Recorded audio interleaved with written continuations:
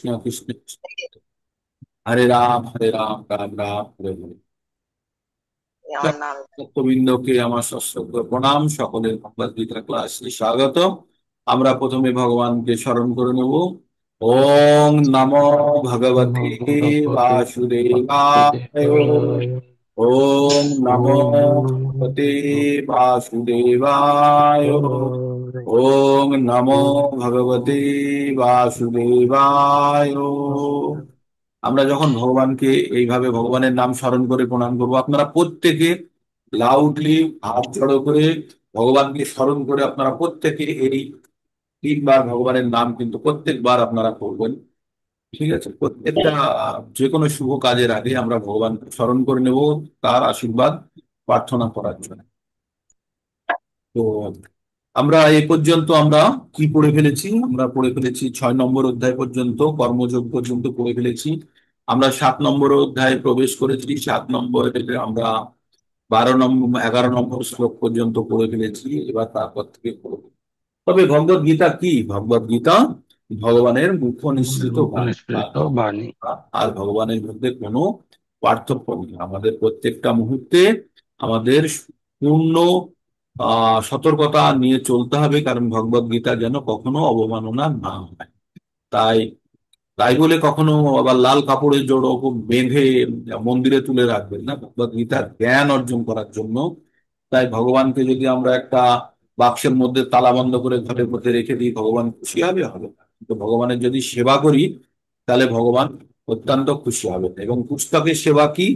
পুস্তকের সেবা হচ্ছে পুস্তক পঠন করা এবং তার মর্মার্থ বুঝে অন্যদের সঙ্গে শেয়ার করা, অন্যদের সঙ্গে আলোচনা করা এবং ভগবানের বাণী পুরোপুরি ভাবে পালন করা। তাই ভগবদ গীতা থেকে আমরা কি কি জানতে পারি? আমরা 5টি বিষয় সম্বন্ধে জানতে পারি। প্রথম বিষয়টি কি? প্রথম বিষয়টি হচ্ছে ঈশ্বর। দ্বিতীয় বিষয়টি হচ্ছে আত্মা।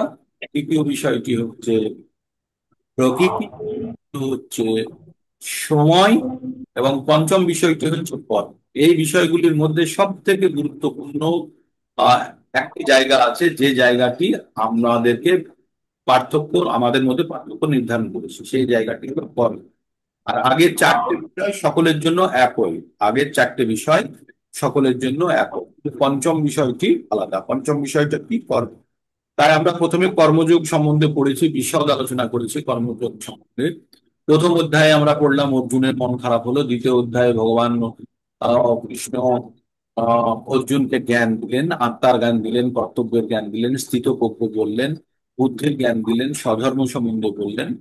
তারপরে 3 নম্বরে আমরা কি কর্মযোগ সম্বন্ধে পড়লাম, কি কি ধরনের কর্ম হতে পারে, সকর্ম কি কর্ম, কর্ম কর্ম কেন প্রয়োজন, কারা কারা কর্ম করে, সব বললেন। চতুর্থ নম্বর অধ্যায়ে ভগবান জ্ঞান দিলেন। কি জ্ঞান দিলেন? যে যোগ্য, যোগ্যই সর্বশ্রেষ্ঠ। 5 নম্বরে ভগবান বললেন যে যারা পণ্ডিত তারা সমান ভাবে দেখে। তাই তিনি বললেন ইন্দ্রিয়কে কন্ট্রোল করতে হবে। আমাদের যত কিছু প্রবলেম শুরু হয় সব ইন্দ্রিয় থেকে। ইন্দ্রিয়ই আমাদের মনকে বিচলিত করে।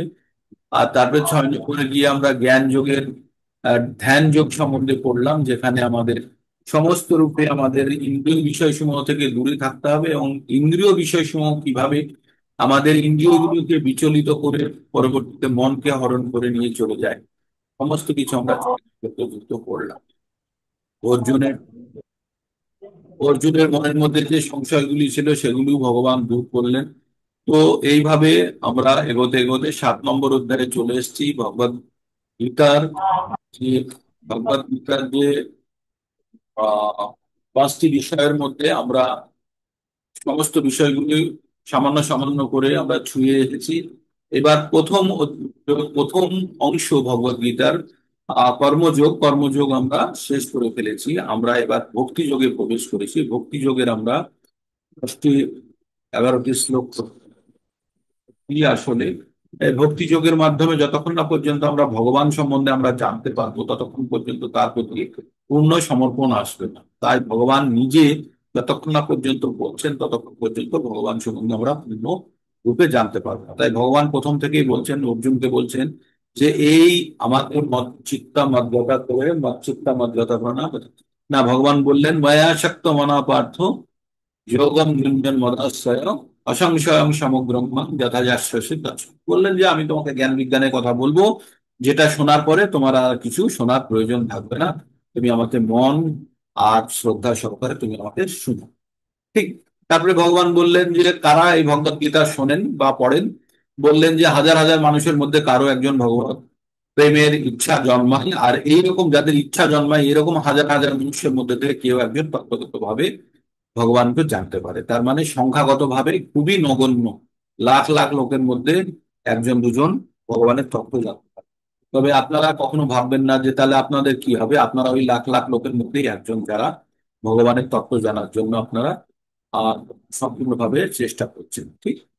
তারপরে ভগবান বললেন, ভগবানের রূপ সম্বন্ধে বললেন। ভগবান বললেন আমি পৃথিবীতে সব থেকে, মানে ওই পৃথিবী নয়, ব্রহ্মাণ্ড বা সকল সৃষ্টির মধ্যে আমি সব থেকে শ্রেষ্ঠ। মাত্র পরতরম নান্নাৎ কিঞ্চিৎ অস্তি ধনঞ্জয় মই সর্বমিদম প্রত্যম সূত্রে মুনিগণায়। ভগবান বললেন যে আমি সব থেকে শ্রেষ্ঠ, আমি, আমার থেকে বেশি কেউ নেই। আর আমার থেকে এই সমস্ত জগৎ সংসার আমার দ্বারা, আমার শক্তির বন্ধনে পৃথিবী চলছে। যেমন সুতো দিয়ে মালা গাঁথা হয়, আর সুতোটা দেখা যায় না, কিন্তু মালার দিকগুলো বা বস্তুগুলো সব সুন্দরভাবে আটকে থাকে, তেমনই জগৎ সংসার ভগবানের শক্তির দ্বারা আটকে আছে, ভগবান বললেন।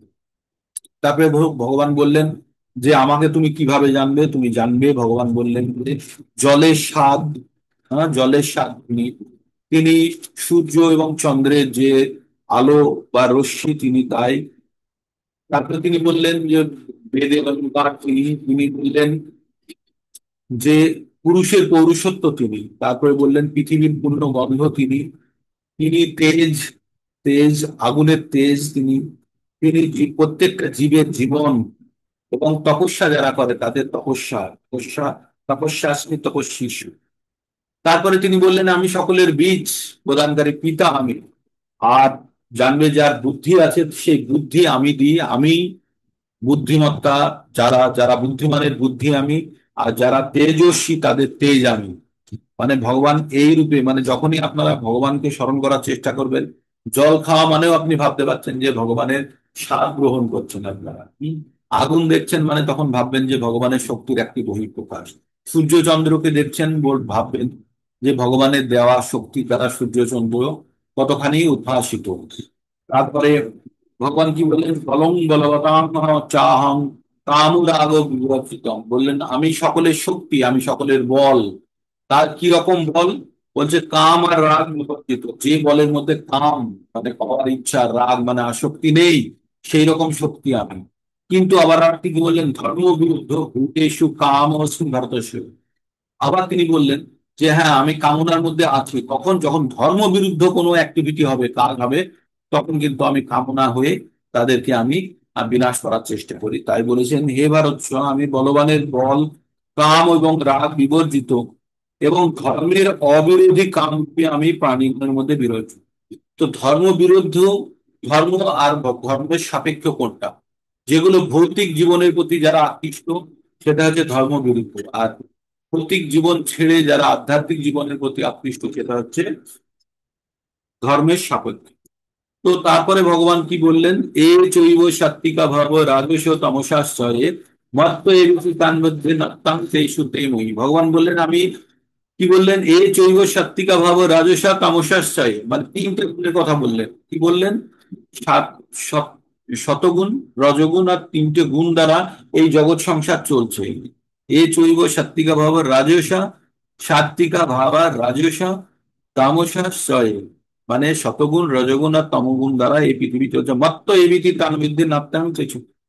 বলছে আমি এই তিনটে গুণ দ্বারা কখনো প্রভাবিত হই না, কিন্তু যদিও এটা আমারই সৃষ্টি, এগুলি শুধু আমারই অধীন, কিন্তু আমি এদের অধীনে নই। তারপরে ভগবান এবার 13 নম্বর শ্লোকে, যেখান থেকে আজকে শুরু করব, 13 নম্বর শ্লোকে ভগবান কি বললেন, ত্রিবীর গুণময়ীর ভাবৈরেবি সর্বমিদম জগৎ মহিতং নাভি জানতি মামেব পরমম পদ। বলছে ত্রিবীর গুণময়ের ভাবৈরেবি সর্বমেদম জগৎ। বলছে এই তিনটে গুণের প্রভাবে, কি কি গুণ? শত, রজ আর তম, এই তিনটে গুণের প্রভাবে সমস্ত জগৎ সংসার মোহিত হয়ে আছে। সমস্ত জগৎ সংসার মোহিত হয়ে আছে এই তিনটে গুণের প্রভাব। কি কি গুণ? শত, রজ আর তম। এই তিনটে গুণ পুরো জগৎ সংসারকে চালাচ্ছে। আমরা একটা পড়লাম 5 নম্বর অধ্যায়ের 27-এর আশেপাশে কোন একটা শ্লোক ছিল। কি ছিল? প্রকৃতি ক্রিয়ামানানি গুণে কর্মাণি সর্বস্ব অহংকার বিমূঢ়াত্মা কর্তাহাম ইতি মান্যতে। তো আমরা সবসময় ভাবি কি যে এই কাজটি আমি করেছি, আমি করেছি, আমি করেছি, কিন্তু প্রকৃতপক্ষে আমি নই। প্রকৃতপক্ষে কাজটি কে করেছে? আমার গুণ। আর এই গুণ কোথা থেকে সঞ্চার হয়? গুণ সঞ্চার হয় প্রকৃতি থেকে। যে সমস্ত আমরা দ্রব্য গ্রহণ করি সেখান থেকে আমাদের গুণের মধ্যে সঞ্চার হয়। সেখানে কি বলেছে? গুণসহ প্রকৃতি স্থায়ী গুণতে প্রকৃতি জান গুণান কারণং গুণ সংঘর্ষ, কারণং গুণ সংঘর্ষ সদ অসজ্জনী জেনাংশ। এই প্রকৃতিতে থেকে আমরা কি করি? বিভিন্ন ধরনের পদার্থকে আমরা গ্রহণ করি বা শোষণ করি। আর তার ফলে কি হয়? ওই পদার্থের যে গুণ আমাদের মধ্যে আরেকটি গুণের সঞ্চার ঘটায়। এই তিনটে গুণকে, যে কোনো একটি গুণকে শক্ত করে তোলে। তো যে গুণকে শক্ত করে তোলে সেই গুণ আমাদের চালিত করে আমাদের ঊর্ধ্বগতি অথবা নিম্নগতি করায়। ঊর্ধ্বগতি মানে উচ্চ লোকে বা উচ্চ শ্রেণীর মানুষ বানায়, আর নিম্নগতি মানে পশু স্তরে নিয়ে যায়। তাহলে আমাদের এই গুণ তৈরি করে কে? আমাদের গুণ তৈরি করে, আগের দিনও বলেছি, এক হচ্ছে সঙ্গ, আর 2 নম্বর হচ্ছে আমাদের আহার।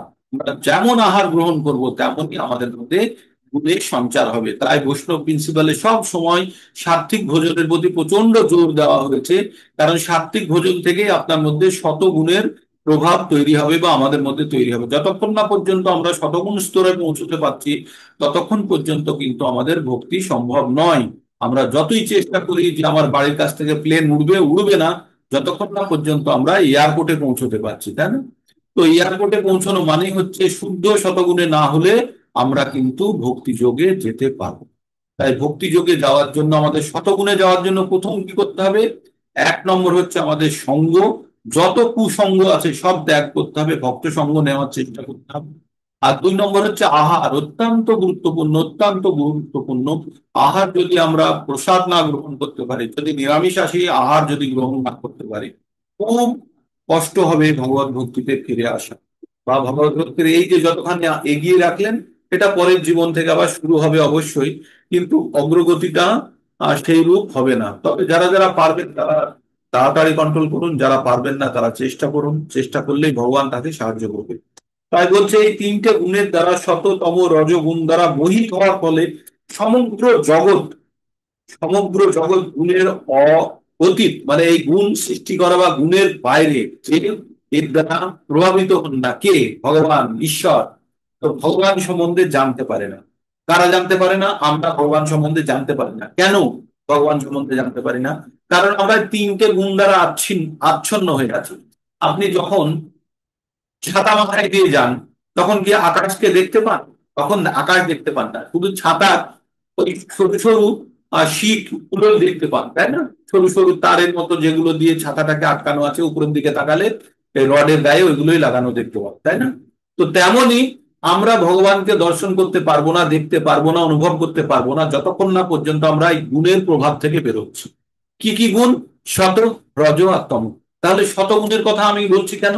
কারণ শতগুণ হচ্ছে এই তিনটে গুণের মধ্যে সর্বশ্রেষ্ঠ। আর শতগুণে পৌঁছানোর পরেই কিন্তু গুণাতীতের, গুণাতীত মানে শতগুণের প্রভাব দিয়েও ধীরে ধীরে আমরা ত্যাগ করব।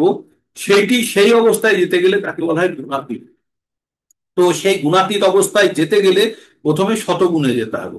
কোনো সিঁড়ি দিয়ে যখন ছাদের উপরে উঠছেন তখন মনে করুন একটা মই লাগিয়েছেন, মইয়ের শেষ যে পা, মানে যেখানে পা রাখা হয় সেই পাটা রাখার পরেই কিন্তু আপনি ছাদের উপরে উঠবেন।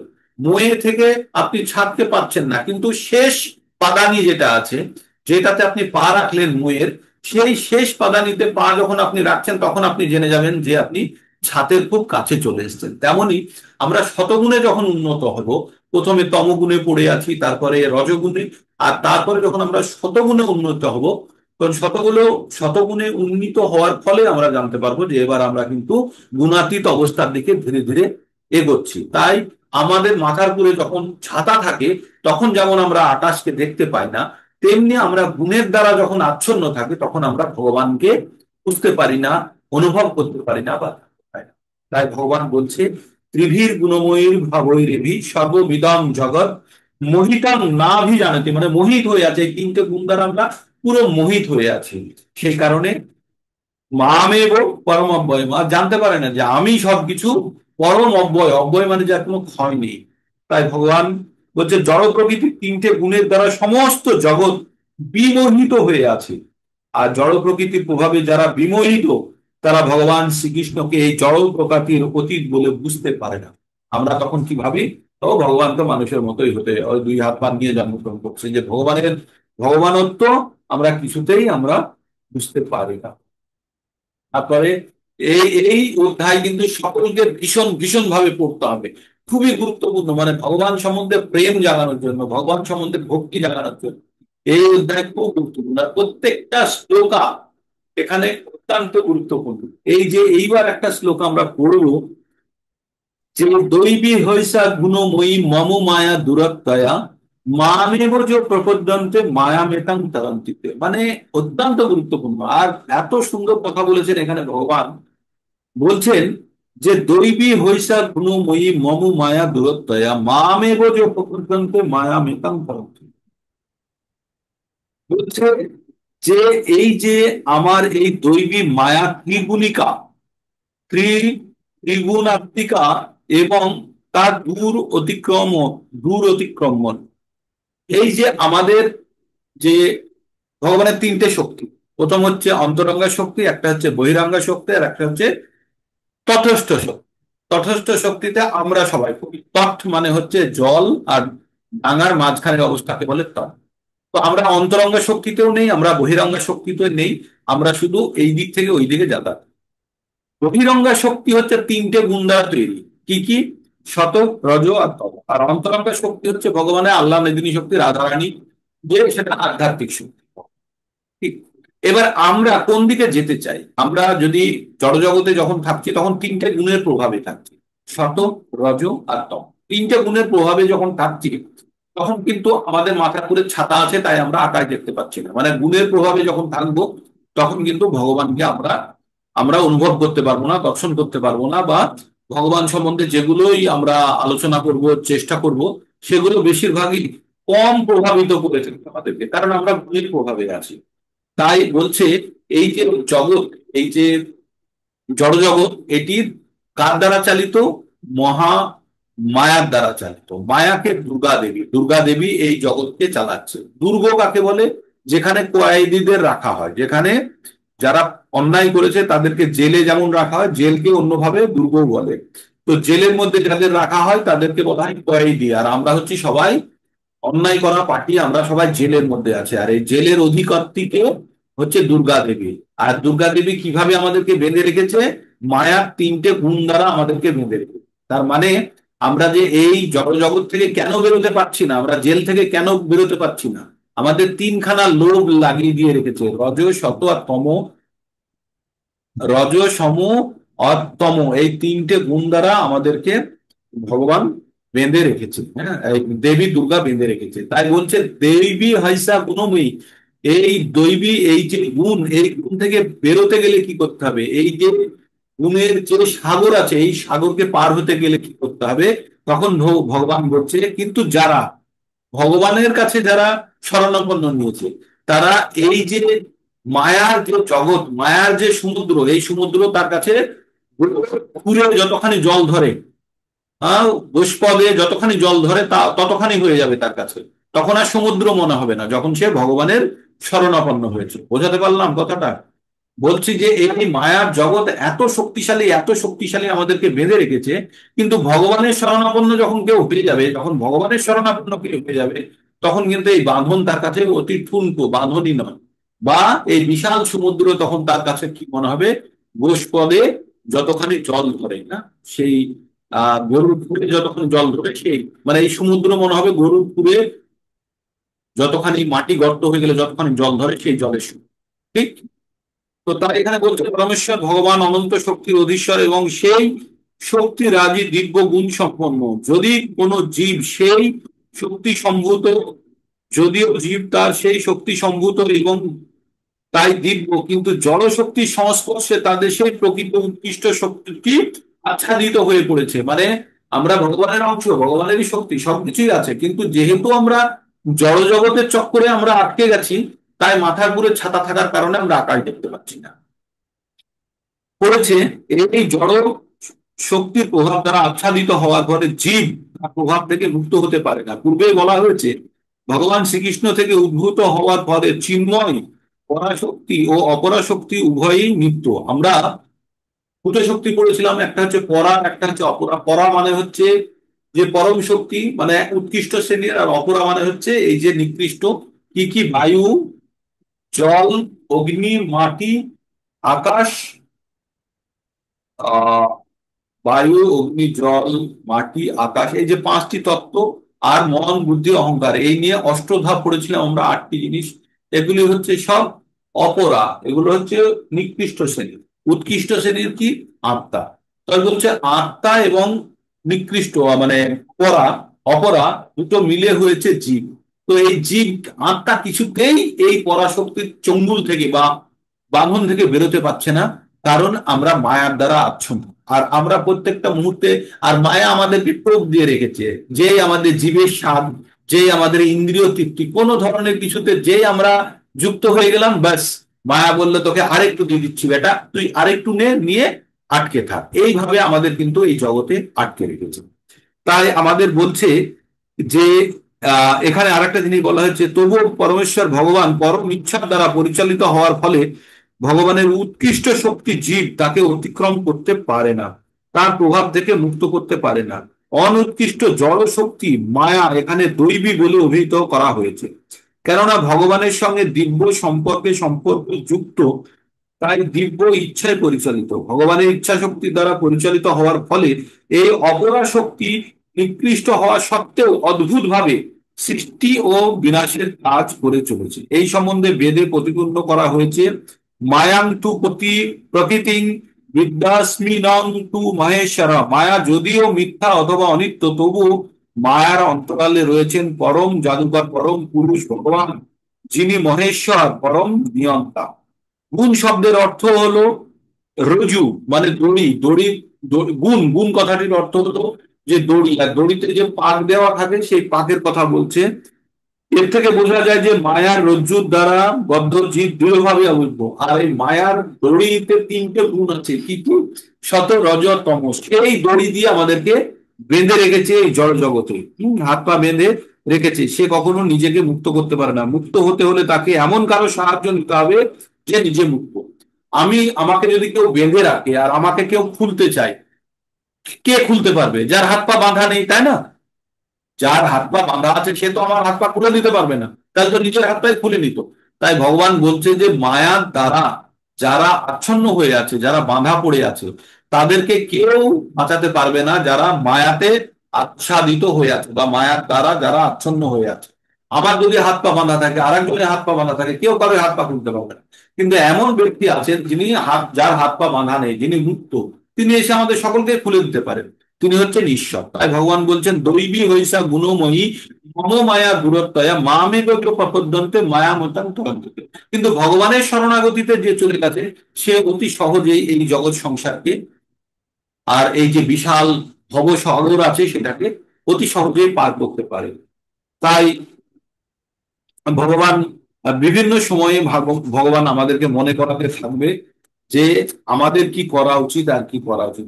তাই ভগবানের শরণাপন্ন হলেই তবে মুক্তি, না হলে কিন্তু আমরা মায়ার দ্বারা আমরা বাধা থাকবোই। এইবার 15 নম্বর শ্লোকে চলে যাচ্ছে। আপনারা এই বিশ্লেষণ গুলো পড়বেন, খুব সুন্দর ভাবে বিশ্লেষণ, প্রভুপাদ এত সুন্দর বিশ্লেষণ লিখেছে। আর প্রত্যেকটা লাইন নিয়ে আমরা আলোচনা করতে গেলে একটার বেশি শ্লোক করা যাবে না। হ্যাঁ, তাহলে অনেক সময় লেগে যাবে। তাই মোটামুটি একটু আবছা আবছা করে বলে আপনাদেরকে এগিয়ে নিয়ে যেতে চাই। এবার 15 নম্বর শ্লোকে কি বলছে? নামাং দুষ্কৃতি ন মূঢ়া প্রপদ্যন্তে নরাধমা মায়াবহিত জ্ঞান আসুরং ভাব্য বিস্মৃতাঃ ভাব আশ্রিতাঃ। কি বলছে? নামাং দুষ্কৃতি ন মূঢ়া। দুষ্কৃতি, দুষ্কৃতি কারা? দুই ধরনের কৃতি হয়, একটা হচ্ছে সুকৃতি আর একটা হচ্ছে দুষ্কৃতি। যারা খারাপ কাজ করে তাদের বলা হয় দুষ্কৃতিকারী, আর যারা ভালো কাজ করে তারা সুকৃতি করে। তো নামাং দুষ্কৃত মূঢ়া, যারা চার ধরনের ব্যক্তি ভগবানের শরণাপন্ন হয় না, কারা কারা? এক হচ্ছে বোকা, মুধা মানে বোকা, গাধাকে বলা হয় মূঢ়া। আর কাকে বলা হয়? নরাধম, যারা মানুষের থেকেও অধম, মানে নিকৃষ্ট শ্রেণীর মানুষকে বলা হয় নরাধম, তারাও ভগবানের কাছে আসে না। তাহলে ভগবানের কাছে কারা কারা আসে না? যারা বোকা, যারা মানে মনুষ্যের মধ্যে সর্বনিম্ন শ্রেণীর মানুষ, মানে নিম্ন শ্রেণী মানে সামান্যতম, সবসময় তমগুণে যারা আচ্ছন্ন থাকে তাদেরকে বলছে সব থেকে নিম্ন শ্রেণীর মানুষ। তারা কখনো ভগবানের শরণাপন্ন হয় না। আর কারা হয় না? যাদের জ্ঞান আছে প্রচুর, এমএসসি, পিএইচডি, এমটেক, ডক্টরেট সবকিছু করে নিয়েছে, কিন্তু তাদের জ্ঞান ওই মায়ার তিনটে গুণ দ্বারা আচ্ছন্ন হয়ে আছে। মানে ঘরের মধ্যে থেকে যদি জানলা দরজা বন্ধ থাকে তাহলে তো আপনি আকাশ দেখতে পাবেন না, পাবেন না তো। আর যারা বাইরে আছে, ঘরের বাইরে আছে, তারা তো আকাশ দেখতে পাবে, কিন্তু তার মাথার উপরে ছাতা রয়ে গেছে। কি ছাতা? ওই মায়ার ছাতা। তাই আকাশ দেখতে পাচ্ছে না। তার মানে বাইরে থেকেও তারা আকাশকে দেখতে পাচ্ছে না। তো তেমনি তাদের জ্ঞান আছে, প্রচুর জ্ঞান আছে, কিন্তু তাদের জ্ঞানটা মায়ার দ্বারা আচ্ছন্ন, সেই জন্য তারা দেখতে পাচ্ছে না। তাহলে এখনো পর্যন্ত তিন ধরনের ব্যক্তিত্বের কথা বললাম যারা ভগবানের শরণাপন্ন হয় না। এক হচ্ছে দুষ্কৃতি, দুষ্কৃতির মধ্যে চারজনের মধ্যে প্রথমে কি বললাম? প্রথমে বললাম মূঢ়া, মানে বোকা, গাধার সঙ্গে তুলনা করা হয় যাবে। দুই নম্বর হচ্ছে কারা? যারা, যাদের জ্ঞান মায়া অপহরণ করে নিচ্ছে, তারা তিন নম্বরে আছে। দুই নম্বরে কে আছে? এক হচ্ছে মোরা, দুই হচ্ছে নরাধম, মানে নিকৃষ্ট শ্রেণীর মানুষ, যারা সবসময় তমগুণে থাকে, যাদের সামান্যতম বুদ্ধি নেই, তারা কখনো ভগবানের শরণে যায় না। তারা ভাবে ও যা আছে এটাই ভালো, ভগবান টগবান আবার। আর তিন নম্বর হচ্ছে জ্ঞানী, যাদের জ্ঞান আছে কিন্তু মায়ার দ্বারা আচ্ছন্ন জ্ঞান। প্রচুর জ্ঞান আছে, ভৌতিক জ্ঞান প্রচুর আছে, কিন্তু তাদের জ্ঞান মায়ার দ্বারা আচ্ছন্ন। তারাও ভাবে আমরা আমি যা কিছু, আমি সব, ভগবানের কাছে ভগবান টগবান বলে কিছু হয় না তাদের দ্বারা, তারা এই কথাগুলো বলে। আর চতুর্থ শ্রেণীর লোক হচ্ছে যারা আসুরি ভাব আছে, যাদের মধ্যে অসুরের প্রবৃত্তি আছে, তারাও কখনো ভগবানের কাছে যায় না। তাহলে চার ধরনের ব্যক্তিত্ব ভগবানের কাছে যায় না। এক হচ্ছে যারা মূঢ়া, বোকা বা গাধা। দুই হচ্ছে নরাধম, যারা মানুষের মধ্যে সব থেকে নিকৃষ্ট শ্রেণী। আর তিন নম্বর হচ্ছে জ্ঞানী, কিন্তু যাদের জ্ঞান মায়ার দ্বারা অপহৃত হয়েছে বা আচ্ছন্ন হয়ে আছে। আর চতুর্থ হচ্ছে আসুরি ভাব, যাদের মধ্যে অসুরের প্রবৃত্তি রয়েছে। তাহলে আমাদের মধ্যে কোন কোন গুণগুলো আছে নিজেদের মধ্যে একবার দেখে নেবেন। আপনাদের মধ্যে কোনো গুণগুলোই নেই, তাই আপনারা ভগবানের শরণাগতির চেষ্টা করছেন। আপনাদের মধ্যে এই গুণগুলি নেই। যাদের মধ্যে আছে তারা কখনো ভগবানের শরণাগতি নেয় না। কারা নেয় না? আমরা বলছি মূঢ়া, বোকারা নেয় না। যারা, যারা বোকারা নেয় না, যারা নরাধম নিকৃষ্ট শ্রেণীর মানুষ তারা নেয় না, যাদের জ্ঞান আছে কিন্তু মায়া যাদের জ্ঞান আচ্ছন্ন করে রেখেছে তারা নেয় না, আর যারা অসুর তারা ভগবানের শরণাগতি। এই চার প্রকারের ব্যক্তিত্বরা ভগবানের শরণাগতি নেয়। এবার কারা নেয়, এটা খুব বড় বিশ্লেষণ আছে, হ্যাঁ, খুব সুন্দরভাবে পড়ানোর জন্য জায়গা আছে, আপনারা পড়তে পারেন। আর কারা নেয় ভগবানের শরণাগতি? চতুর্বিধা ভজন্তে মাং জনা সুকীর্তিনার্জুনা, আত্মজিজ্ঞাসু অর্থার্থী জ্ঞানী চ ভরতর্ষভা। চতুর্বিধা ভজন্তে মাং জনা সুকীর্তনার্জুনা, আর্থ জিজ্ঞাসু অর্থার্থী জ্ঞানী চ ভারতর্ষভা। চার ধরনের ব্যক্তিরা ভগবানের কাছে যায়। কারা কারা? আর্ত, আর্ত মানে হচ্ছে দুঃখী, যারা, যারা অনেক দুঃখী আছে তারা যায়। জিজ্ঞাসু, যাদের মনের মধ্যে প্রশ্ন আছে, তাদের মনের মধ্যে প্রশ্ন আছে, যারা অনেক জীবন ধরে, যারা ভগবান ভোগ করেনি কিন্তু জ্ঞান অর্জন করেছে কিন্তু কিছু সলিউশন খুঁজে পাচ্ছে না, তারা ভগবানের খোঁজে বেড়ায়, তাদেরকে বলা হয় জিজ্ঞাসু। তাই বলছে চতুর্বিধা ভজন্তে মাম জানা সুকীর্তনা অর্জুনা। আর তো দুঃখী, জিজ্ঞাসু, যাদের মনের মধ্যে প্রশ্ন আছে ভগবানকে। আর কে? আর হচ্ছে অর্থার্থী, যাদের টাকার প্রয়োজন, তারাও ভগবানের কাছে যায়, সেটাও ভালো। মানে অন্তত ভগবানের কাছে না যাওয়ার থেকে তো ভালো। পরবর্তীতে যদি তাদের শুদ্ধিকরণ হয় বা মনের মধ্যে পরিবর্তন আসে, তাহলে সম্পূর্ণরূপে ভগবানের সমর্পিত হতে পারবেন। আর চতুর্থ শ্রেণীর ব্যক্তি হচ্ছে জ্ঞানী, যাদের জ্ঞান আছে প্রচন্ড এবং ভগবানের শরণাগত। তো তাহলে চার ধরনের লোকেরা ভগবানের কাছে যায় না। কারা কারা? এক হচ্ছে মূর্খা, মানে হচ্ছে যাদের বুদ্ধি নেই, বোকা। দুই হচ্ছে নিকৃষ্ট শ্রেণীর মানুষ। তিন হচ্ছে যাদের জ্ঞানকে মায়া ঢেকে রেখেছে, মায়া অপহৃত জ্ঞান। আর চার নম্বর হচ্ছে আসুরিং ভাব মিশ্রিতা, মানে যাদের মধ্যে আসুরি স্বভাব আছে, এই চারজন ভগবানের কাছে ভগবানের শরণাগতি নেয় না। আর কারা নেয় তাদের মধ্যে বলছে, আর তো দুঃখী যারা, যারা ভীষণ কষ্টে আছে তারা ভগবানের শরণাগতি নেয়। যাদের মধ্যে প্রশ্ন আছে যে ভগবান কে, ভগবান সম্বন্ধে আমার জানার ইচ্ছে আছে, তারা নেয় ভগবানের শরণাগতি। আর হচ্ছে অর্থার্থী, যাদের টাকার প্রয়োজন, তারাও ভগবানের শরণাগতি নেয়। আর তার শেষে আছে যারা জ্ঞানী, যারা সবকিছু জানে, জেনে ভগবানের শরণাগতি। তারপরে ভগবান বলবে এই চারজনের মধ্যে শ্রেষ্ঠ কে, পরবর্তী শ্লোকে বলবে। তো আজকে যেহেতু আমরা দেখতে শুরু করেছি, ভালো বয়ে নিয়ে যেতে পারলাম না, কিন্তু আপনাদের জানতে হবে যে ভগবানকে, ভগবানের কারা শরণাগতি, তাহলে আপনার আশেপাশে লোকজনদেরকে দেখে তো বুঝতে পারছেন তো কারা ভগবানের শরণাগতি নেয় আর কারা নেয় না। আর যারা নেয় না তাদের চারটে শ্রেণী: মূঢ়া, নরাধম, আর মায়া অপহৃত জ্ঞান, আর আসরিং ভাব নিশ্চিত। বোকা, নিম্ন কোটির মানুষ, নিকৃষ্ট শ্রেণীর মানুষ। আর যাদের জ্ঞান আছে কিন্তু মায়া নিয়ে নিয়েছে, অপহরণ করে নিয়েছে। আর চতুর্থ হচ্ছে আসুরি ভাব আছে, তারা কখনো ভগবানের কাছে যায় না। আর কারা যায় ভগবানের কাছে? যারা আর্ত, দুঃখী, যাদের টাকার প্রয়োজন তারা যায়, আর যাদের মনের মধ্যে জিজ্ঞাসা আছে তারা যায়। আর যায় জ্ঞানীরা, সবকিছু জেনে শুনে ভগবানের কাছে যায়।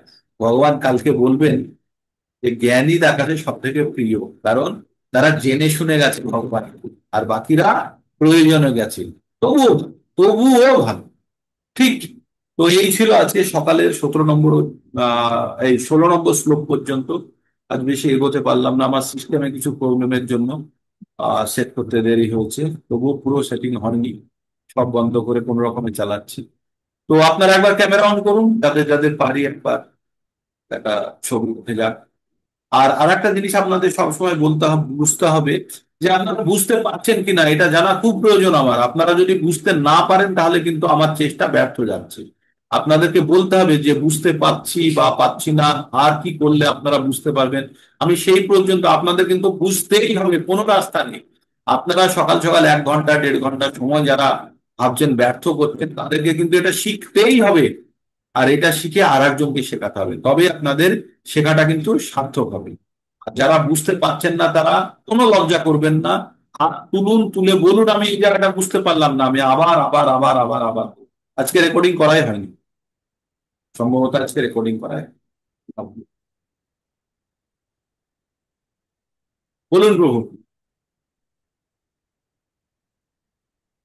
আনমিউট করুন, করে বলুন। বলছি আপনি রেকর্ড করেছেন তো? আচ্ছা ঠিক আছে, খুব ভালো। ঠিক ভালো, আমি ভুলে, পড়ার ঠিক আছে ঠিক আছে, আমি হরে কৃষ্ণ ভগবান প্রভুজি। বাঁচিয়ে দিয়েছে। না হলে আবার মুশকিল হতো। এই শ্লোকগুলি খুব গুরুত্বপূর্ণ, বারবার শুনতে হবে কিন্তু, আর বইটা পঠন করতে হবে, তবে আরো বিস্তারিত জানতে পারবেন। দেবেন্দ্রনাথ তো বলুন। হরে কৃষ্ণ প্রভুজি, পড়ার অপরা প্রকৃতি সম্বন্ধে একটু বললে একটু ভালো জোরে হতো। বলতে হবে, আজকে আমার সিস্টেমে ঠিক আমি শুনতে পাচ্ছি না। বলুন। পড়ার অপরা প্রকৃতি সম্বন্ধে একটু বললে ভালো হতো। বলি, আর একটু জোরে বলতে পারবেন? পড়ার অপরা প্রকৃতি সম্বন্ধে একটু বললে ভালো হতো। ভগবানের 3টে শক্তি আছে, একটা হচ্ছে অন্তরঙ্গা শক্তি, একটা হচ্ছে বহিরাঙ্গা শক্তি, আর একটা হচ্ছে তথস্থ শক্তি। আমরা হচ্ছে তট, মানে হচ্ছে অন্তরঙ্গার বহিরাঙ্গা শক্তির মাঝখানে আছে। এবার অন্তরঙ্গা শক্তির যে অংশটি, সেটি হচ্ছে পরাশক্তি, পরম শক্তি, ঠিক আছে? সেটি হচ্ছে ভগবানের, সেটা ভগবানেরই শক্তি। আর অপরা শক্তি মানে হচ্ছে নিকৃষ্ট শ্রেণীর শক্তি। এই জড়জগতের শক্তিকে বলছে নিকৃষ্ট শ্রেণীর শক্তি। এই জড়জগতের শক্তিগুলো কি কি? জল, বায়ু, আকাশ, অগ্নি। এইগুলো হচ্ছে যে বায়ু, ভূমি অপ নল বায়ু খং আকাশ, মন বুদ্ধির এবচ। মন অহংকার, মন বুদ্ধির অহংকার, এগুলো হচ্ছে সব অপরা শক্তি, নিকৃষ্ট শ্রেণীর শক্তি। ভগবানেরই শক্তি, কিন্তু এগুলো হচ্ছে নিকৃষ্ট শ্রেণীর শক্তি, এগুলো ক্ষয়শীল। আর অক্ষয় শক্তি হচ্ছে আত্মা, সেটা হচ্ছে পরাশক্তি। পরাশক্তি হলো আত্মা, আর অপরাশক্তি হলো এই 24টি তত্ত্ব। 24টি তত্ত্ব কি? ভূমি, মাটি, অপ জল, হ্যাঁ অগ্নি, প্রভু। বায়ু, আকাশ। 5টি কর্মেন্দ্রিয় কি কি? মুখ, বায়ু, উপস্থ। জ্ঞানেন্দ্রিয় কি কি? চক্ষু, কর্ণ, নাসিকা, জিহ্বা, ত্বক। তারপরে কি রয়ে গেল? মন, বুদ্ধি, অহংকার আর প্রধান। এইগুলো নিয়ে হলো 24টি তত্ত্ব। এই 24টি তত্ত্বের মধ্যে আর আগে 5টা রয়ে গেল, রূপ, রস, গন্ধ, শব্দ, স্পর্শ। এই নিয়ে হলো 24টি। আর 24টির মধ্যে যখন 25 নম্বর ঢুকে যাচ্ছে কে? আত্মা, তখন একটি সম্পূর্ণ মানব রূপে প্রকাশিত হচ্ছে। তাহলে এই 24টি তত্ত্ব আর একটি তত্ত্ব হচ্ছে আত্মা, পরাশক্তি। পরাশক্তি আর অপরাশক্তির মিশ্রণের ফলে আমরা এই জীব, আমরা এখানে বর্তমানে আছি। ঠিক আছে? রামকৃষ্ণ প্রভু একটা প্রশ্ন করেছেন, 1 মিনিট।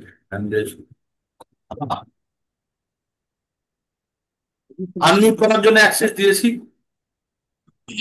হরে কৃষ্ণ। আনমিউট করতে হবে, নাহলে আর কিন্তু আমি শুনতে পাবো না, কথা শুনতে পাচ্ছি না। প্রাণকৃষ্ণ, হরে কৃষ্ণ। আনমিউট করতে হবে, আনমিউট করতে হবে।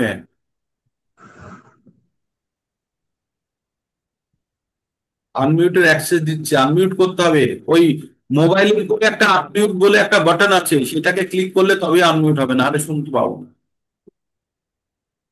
ওকে, তো এই ছিল আমাদের আজকের সকালের প্রোগ্রাম।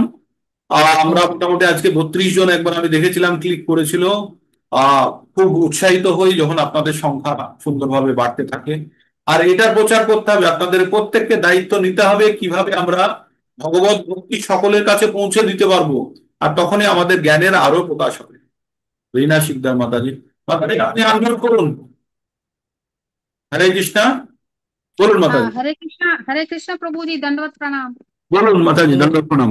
হ্যাঁ একটা রিকোয়েস্ট আছে বলুন। প্রভুজি। হ্যাঁ, এই যে আপনি 29 তারিখে সুখ শান্তি আনন্দ এই ব্যাপারে কিছু মানে ব্যাখ্যা করবে বললেন, তারপরে এটা বলেননি মনে হয়। এটা একবার চর্চা হওয়া দরকার, সুখ শান্তি আর আনন্দ কারে বলে। সুখ শান্তি আর সম্বন্ধে ব্যাখ্যা শুনতে চান? হ্যাঁ, কোনো দিন মানে যখন আপনি সময় পাবেন তখন, এখন না। ঠিক আছে, ঠিক আছে, আমি একটা অন্য ক্লাসে সুখ শান্তি আর আনন্দ এই 3টে জিনিসের আমি বিস্তারিত ব্যাখ্যা করবো। ঠিক আছে মাতাজি, হরে কৃষ্ণ। কাল যদি হয় কালকেই সময় করে নেবো। আজকে আমি একটু লেট হয়ে গেছে আমার সিস্টেমের জন্য। ঠিক আছে, ঠিক আছে, আমি ঠিক এটা ব্যাখ্যা করব। তবে একটা বেসিক জেনে রাখবেন, সুখ হচ্ছে শারীরিক, শান্তি হচ্ছে মনের, আর আনন্দ হচ্ছে আত্মার। ঠিক আছে, তাই এটা বিস্তারিত ব্যাখ্যা করব। সুখ, শান্তি আর আনন্দ 3টে আলাদা আলাদা জায়গা থেকে হয়। সুখ হয় শরীরে, শান্তি হয় মনে, আর আনন্দ হয় আত্মার। আচ্ছা, ঠিক আছে, আর বিস্তারিত আমরা একটা ক্লাসে পড়বো। ঠিক আছে, তাহলে আজকে এখানে বিরাম নিই, আবার কালকে আমরা আবার শুরু করব। আপনাদের সকলকে অনেক অনেক ধন্যবাদ। আপনারা সকালে অনেক কষ্ট করে চলে আসেন, কিন্তু আপনাদের ভগবদ গীতা শিখতেই হবে, আর কোনো রাস্তা নেই। এটাই একমাত্র কথা। ঠিক আছে, শিখতেই হবে। সেই জন্য আপনারা কষ্ট করছেন এবং আমিও করছি আপনাদের জন্য। ওকে, আরে